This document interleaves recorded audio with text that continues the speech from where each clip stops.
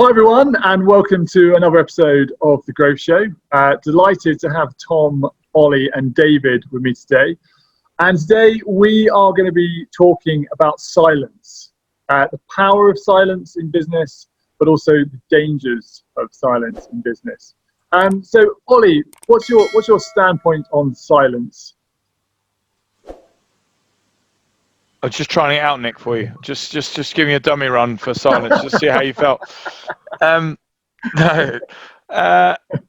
So I guess being a sort of extroverted person, I obviously quite like the art of conversation. And from my experience, particularly in my playing days of silence, it wasn't something I was particularly very good at. And equally, I wasn't very comfortable being around. You know, I think some of the best negotiators that I can think about now and in my sort of previous career were those that could, if you like, own that silence in the room. They were comfortable in that moment of, I'm just going to let this play out and see what happens, right? And it normally then comes down to, I know I wasn't very good at managing it, right? So I would blurt out something else.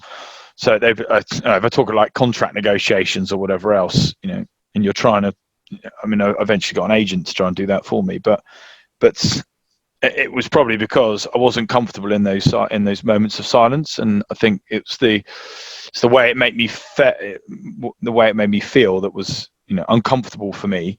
And I've got better with that as I've gone through time. But you know, certainly it was something that I've had to manage and get used to, and equally appreciate that even though it feels like a lifetime in my brain, it's actually not that long in the presence of the room. So yeah, in terms of that, in terms of the art of negotiation, I've never really enjoyed it that much, to be honest, because I've always ended up losing out as a result of it. Right. And David, what's your view on silence? And also, what are some points that you could add on to what Ollie's saying there around how to sort of maybe work better in an environment where you can be a bit more silent? Yes, so probably two things. I think we were given 2 ears and 1 mouth, so use them in that proportion as a leader is probably a good starting point. I think if you're listening to your team and listening to where they're coming from and actually deep listening to their kind of experience of the world, how they see things, you're going to have a far better chance of communicating with them more effectively. So I think the first thing is to have a good sense of where your team's at, morale is at. I know of an organisation at the moment where the effective CEO thinks that the senior team is working phenomenally well, everything's going really well. Now what he means by that is he doesn't tell anybody what to do and doesn't ask anybody what they're doing, and he expects everybody to get on with things. And behind it is an absolute crap storm. Everyone's building their own little fiefdoms. Everyone's stabbing each other in the back, and it is an absolute nightmare, but he doesn't want to get involved in it. So silence is a very, very powerful tool in terms of delegation and engaging with people if used well. Being quiet and letting people get on with things is not using silence well. Don't necessarily assume that people will get to the right conclusions on their own. So I think it needs to always have that balance. So you need to listen to the team, engage with the team on an individual and a collective level. And then you've got to be vocal and you've got to bring everybody together and give everybody a clear vision on where you're going at the end of it. That's perfect. And Tom, how are you sort of encouraging businesses to speak up and when not to be silent? Yeah, I think particularly in the moment, Nick, in terms of managing relationships, it's vitally important that we acknowledge people for who they are and take an interest in them. And how does that manifest itself? It's called silence. And there's two ways I'd like to illustrate how you can use it. One is a former nightclub bouncer who I used to, I didn't employ, but it was actually someone who's introduced into a business via the boss. And he was great at getting things done. But there was a big downside in terms of, in a team meeting, his eyes used to roll in opposite directions. And he's a bit of an interesting character in a team situation. And I used to come out with the most ridiculous statements in team situations. And so rather than challenge him, which is his normal fighting mode, right, just complete silence. And it just completely immobilized him just by, and what that does is like holding a mirror up to someone. And there's a second type of silence, I think, which is more related to, the way I engage with my youngest daughter. which is my eldest daughter's quite emotional. Well, she's the big talker and the big thinker, or so you think. But actually, my youngest daughter didn't do much speaking. And one of the things I've given her the time to do is to speak, to really find herself, because everybody otherwise sort of completed her sentences for her. But I think that's not unique to children, because in the workplace as well, I remember running reviews, and there was one guy who said, and I had one rule that said, look, no one will interrupt anybody, and no one will, when you're speaking. And he opened his mouth and said, you know what I'm going to say, which is exactly the same as my daughter. And I think a lot of people are not used to being able to say what they think, even adults. And this guy actually, given the opportunity, actually took responsibility for moving a healthcare FDA framework, which is a big litigious issue, from one place to another. So, just by giving people the opportunity to speak, it has extraordinary implications and positive outcomes. Yeah, it's perfect. And Ollie, you're working in teams daily and creating environments where people can not be silent and actually open up about what's going on in their businesses. What's your biggest takeaways? What's the biggest things you focused on to sort of create those environments? Yeah, I to be honest, I think picking up on probably a couple of the points from both David and from Tom, it's kind of a double-edged coin, if you like. Of there are some people that are very, very comfortable in silence, and therefore are very good at if you like, playing the balance between listening and talking, and only speak when something really needs to be said. And then there are others that go within themselves, if you like, and so actually, they hide in silence, if that makes sense, to as a way of actually not having to really make a decision, or ultimately it's through fear, right? So they don't want to really make a mistake, or they don't want to cock something up. So as a result of that, they just stay silent, they stay in the background, and really they never then integrate or become part of the team. And I think what I find in terms of my role as a managing of a team or leader or whatever else, it's been centered around trying to give airtime to some of those people to try and break their silence, if you like. And then the people that love the sound of their own voice, or maybe are more sort of dominant and leading the way or leading the charge in terms of giving their opinions or whatever else, to try and silence them a bit more, to play that balance, because everyone has a contribution, everyone's got a decent opinion. Ultimately, when it comes to the delivery, there's going to be foot soldiers and chiefs in the way that it all sort of plays out, but there might be some real hidden gems from people that are sort of just from how they feel not particularly great at coming forward and speaking around it, and would rather just stay quiet in the background amongst that silence. So I think when it comes into the dynamic of a team, the critical part is to understand where value is and how you can extract that value, and the role that silencing or silence brings, and the role that it plays within the group. Yeah, I think it's incredibly valid points. And David, you almost see this in the political landscape of the silent majority is growing and growing and growing, where people just don't want to have the drama of getting sucked into office politics. What other ways can we sort of help give that group of people a voice who actually have some unbelievably good insights in the business, just maybe get, as Ollie said, maybe just get drowned out? Yeah, so as Ollie said, often the people who don't say much have got a lot to say and they've got really good insights because they spend a lot of time observing others as opposed to just talking for the sake of talking. So they really see a lot more. One of the things is, for a practical example, before a team meeting, maybe a day or two, you probably ping them an email, say to them, look, we've got this meeting coming up. I'd love you to say a couple of things. I'm going to give everyone an opportunity to say, and I'd love you to I will come to you at some point so I'd love to hear your opinion. I think it'd be good for everyone else to hear it. That gives them a bit of time to really kind of think through what they're going to say, knowing that they're going to be asked. If you're naturally introverted, the last thing you want to do on a group call or in a big meeting is suddenly go, Gemma, what do you think? And she'll sort of, freeze or might get a bit red in the face or something, because she doesn't like talking in front of somebody. But if she's had that time to prepare, you might find that she's got some real gems that someone could bring forward. So I think that's one of the really key things. The other thing is not necessarily doing it all verbally. We can get feedback in different ways now. So you might want to do it via email, do a little survey amongst the team or something. That gives everybody their voice to say in a different way that they might be more comfortable with. And then you can feed that back to the wider team. Yeah, it's interesting when I challenge other leaders on that with the sort of secret ballots and secret polls and secret feedback, how people respond to it, right? There's a lot of not wanting to know in that, or people thinking it's just going to be kind of a pay rise, or we need a vending machine or whatever it can be. But most who push back on that usually actually know there's a fundamental problem in their business, but they're maybe burying their head in the sand a little bit to address that. Oh, 100%. Yeah, and Tom, what would you add on that?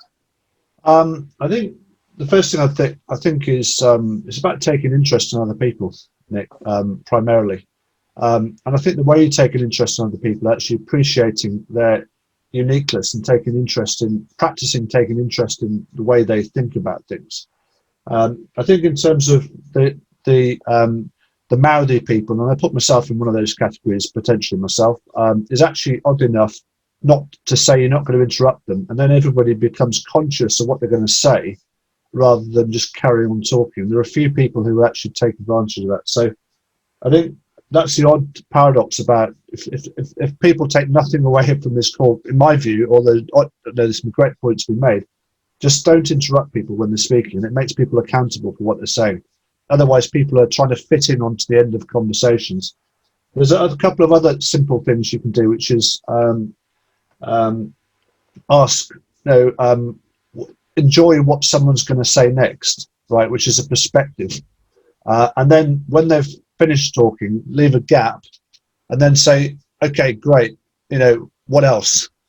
To really, and that's a coaching technique, which because this, there's an adage which says silence is full of answers. And I think the other odd thing about silence is, as well as you've got a leadership team and everybody becomes silent, it's odd in terms of leveling and creating an environment for resetting relationships, because it makes everybody accountable for thinking and think, wow, we're not talking, we're not, we're actually being more aware of ourselves. So, and I think the other thing with this is it takes time, right? And I think one of the worst statements I've come across recently was somebody tweeting about, hire slowly and fire fast. I think that's just the most awful thing to say. I think, we've got to be patient. We've got to take an interest in other people. We've got to acknowledge that Ollie, Tom, Nick and David are completely different, and actually have the grace to take an interest in each other and practice that. Because the more difficult things get, the less inclined we are to do that. So I think it's really a question of practicing this stuff, Nick. And there's a couple of practical things which I think I've just mentioned personally, which I found work quite well for that. So, and I practice these things myself as well. Yeah, I think they're great points. I think just to add to what you're saying there, Tom, I mean, active listening is sort of key, but also not putting yourself in situations where don't go and get feedback if you don't want it, right? There's nothing more demoralizing than asking people's opinion, going for half an hour around a room just to tell them your opinion, right? So if you want to run those meetings, just tell them what your opinion is and be done with it, and ask for feedback on it. But, if you want to devalue people, get them to pour your heart out to you and then just dismiss it in the fact, well, this is what we're doing, is the biggest offense. And will drive people into like, what's the point? As soon as you get any team member who says, what's the point, right, and disengage, that is it. You are on a horrible slope to people talking in the pubs, getting annoyed, and just not giving you that critical thing you need in your business, which is information, like real-time information on what you're doing there. And Ollie, obviously, as a extrovert character, you've gone through this sort of transition of becoming more of an active listener. So how did you sort of make yourself conscious of it? Or do you try and adapt your sort of style differently, like now that you're sort of coaching more? I think it all probably stemmed from the transition, if you like, from being a rugby player into sort of my next career. That made me realise the role that silence played in my situations. So before, when I was more confident in my job and my role as a rugby player, for example, I knew what I knew what good looked like, I knew what bad looked like. I could call bluff on everything else like that. I was probably more vociferous and more forthcoming in terms of my opinion and what I shared, and therefore was less silenced, if that makes it, less quiet. Whereas when I progressed over into PwC, for example, where a lot of the territory was very unfamiliar to me and I wasn't necessarily confident or competent in what I was meant to be talking about, I became much more inclusive, more silent, but less engaged in the topic or whatever else, and less forthcoming in terms of, okay, this is what I think. If I had doubts or queries in my mind, I probably wouldn't speak them, just through fear of looking an idiot or whatever, asking that classic dumb question.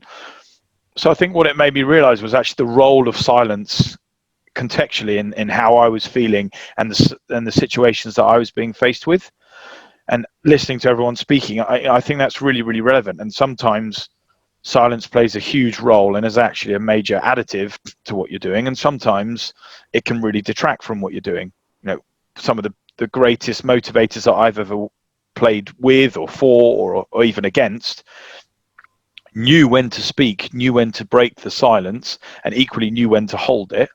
And then equally, some of the best negotiators, worst negotiators, were those that knew when to. It's all about timing, right? When to hold and steady your nerve and keep quiet and just let the situation play out, and when to dive in and interject. And I think it's all about context, right? It's all about the situation that you're in, and how you play it, and ultimately how, if you like, how well you equip yourself with knowledge, and equally how those around you make you feel. Like if when I just, not that people in PwC deliberately made me feel ostracized or anything else like that, but if I felt like I could really just dive in and blurt out any queries or questions, my speed of learning might have been quicker, you know. So just those sorts of scenarios that I think can be hindered or aided by those around you. Yeah, and I think that's great context for other managers out there. You know, someone like yourself who's been very successful and done incredibly well for the career. The fact is still that transition. There's a you want a safe place to play, right? You want to know you're in an environment where you can learn through mistakes at the start, which is the quickest way for us all to learn. And we've got to ensure as leaders that we're creating those environments, right? And I think it comes to Tom's point of really actually understanding who the individual is and tailoring as much as you can personal approaches to create those environments for people. And I mean, yes, sorry, Nick, but only if, sorry to interject, but only if you are trying to create an environment of safety, right? So that might not be that's a good point. That might not be actually what you're trying to create. You might be wanting to create an environment where it is a bit uncertain and there is a bit of doubt and maybe there is a bit of hostility, all right? So, or competition or whatever. Like, so yes, you know, it depends on the individual. So I might like to be made to feel safe and part of a collective, so therefore you get the best out of me, whereas David might want a bit of doubt and uncertainty and a bit of silence in his life, because that makes him tick a bit more and makes him respond to certain situations. And I think, you know, people's roles as leaders is to understand what if you like, the dial of silence that you need in each scenario, and then you play that tune whenever you need to, in order to get the best out of that particular individual. Yeah, that's what, because that is culture, right? That is the culture people come into. And so if you are hiring people and you haven't actually explained this is the culture of learning within the business, if it's do or die, you go in, you hit the phones, you do whatever you're meant to do, and you either make it or you don't, great. People need to know that, and that's the way you learn. If it is a supportive, collaborative environment, you just got to have a clear communication message on what the culture they're sort of going into, to save a lot of pain, to save a lot of, you know, if you've got someone in an elite performance culture, let's say, who needs huge amounts of love and support and all that kind of stuff, and that's not the culture you're breeding, they are doomed to fail before they started, right? Yeah, but I think, sorry to steal all the airtime here. Silence, Ollie, is what's critical, right? But if I think about some of the teams when I played for England, for example, there were characters in my team. I don't mind voicing them, like Chris Cracknell. He was a guy that wanted to just smack himself in the face, headbutt the walls, be on his own and be in his own sort of silence. Dan Norton wanted to high five, lucky bum taps, cuddles, chat away, dance. He wanted noise. He wanted distraction, right? But the end product was still the same thing. We're playing the All Blacks. You need to go out and win. But you need to respect and understand that Chris Cracknell needs that. And maybe I need to go and headbutt a wall with him, even though I don't necessarily want to do that. And equally, I knew I've got to give Dan Norton a cuddle and a hug and dance around with him and prat around, because that's going to get the best out of him. And that was my role as the skipper, to understand what needs to happen, rather than try and make Chris Cracknell hug Dan Norton or Dan Norton headbutt the wall, right? Because if I try and make them do either of those things, it's going to detract from their performance and we'll lose the game, which is the end, which is all I was really trying to focus on was, how do we get the W? Yeah, that's that takes a good bit of learning and understanding to be able to connect with everyone on those levels to get that balancing act right. And also being sort of true to who you are, right, and your personality within that as well, which I guess must have been a challenge. Yeah, to a certain degree, but not that you have to sort of not be authentic, but you have to. I felt anyway that you have to be a bit of a chameleon to certain scenarios in order to, if you like, my strength or your strength as a leader was the ability to be the chameleon, if that makes sense. Whereas their strengths were that they were headbutting walls or cuddling people, so and I enjoyed the element of understanding what made them move and then delivering it as an experience, as an emotion for them. And the result was that it worked. Okay. And I think I try and do that now, even in my coaching or in PwC or wherever, because A, it's natural for me, and B, I find it's effective. It doesn't mean it's the only way, and if you like, I'm more inclined to be less silent. So as a result, that's probably something I always have to keep working on, to be able to relate to the likes of the Crackers than the Dan Nortons. I'm more au fait with a Dan Norton, because I like lucky bum taps and cuddles and whatever else and talking. So I'm not the finished article. I've got to keep working on it, but it's being cognizant of what works and what people need. Yeah, I think the being the authentic chameleon is one of the biggest leadership challenges, right? And I love it. I think that's something we should maybe explore on another one, because that is a dangerous paradox where people perceive you as adapting too much as a falsehood, keeping that authenticity throughout everything you do, but showing you can understand others is the game we're in, right? Is the key to the majority success of the people I know in the industry. Guys, just looking at the time, thank you so much again for getting you all together and loving these. As I said last week, we're doing a few sort of mastermind groups, whatever you want to call them, community groups, to go through one issue with you guys. And thanks for all the comments and feedback so far. Please, I think that the official term is please smash the like button. Things we're going to do to help the Google algorithm tell us that we're here and keep spreading the love. Otherwise, thank you so much for all the support, and we will see you all very soon. All the best. Goodbye.